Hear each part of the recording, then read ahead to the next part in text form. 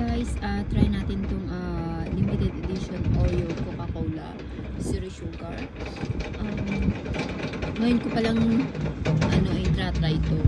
So, tara, tikman natin.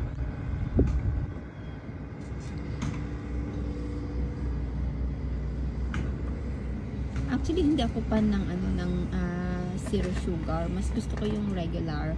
Paminsan-minsan, pag gusto ko lang ng sugar, pero hindi ako umiinom ng Coca-Cola everyday kasi it's not good for the health. So, pero tinatry ko lang paminsan-minsan, ganun. O pag nagpe-crave.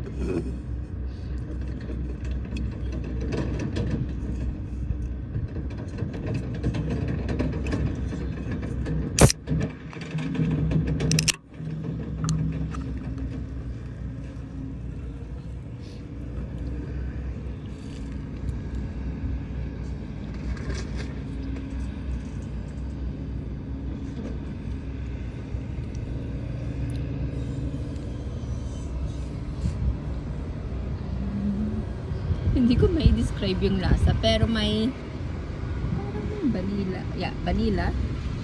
Vanilla, yes. Pero hindi mo naman siya lasang-lasa yung Oreo. Yung parang may ano lang siya. Konting flavor. Yun lang. Pero it's not bad.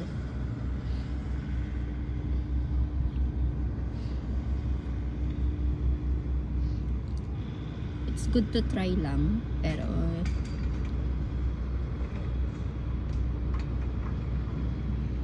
hindi siya good for everyday. Try lang siya.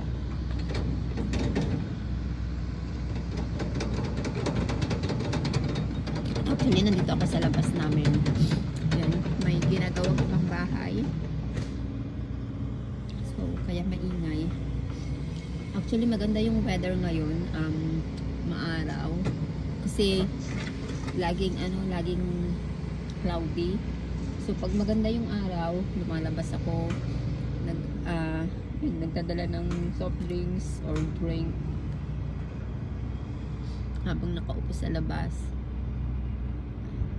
So yan guys, it's not bad to be honest, pero ayun lang, hindi ko lang siya mai-recommend for everyday drink kasi ayun na, Coke. So, ayan guys. I like the packaging. Lagi ako na uutos sa mga packaging eh.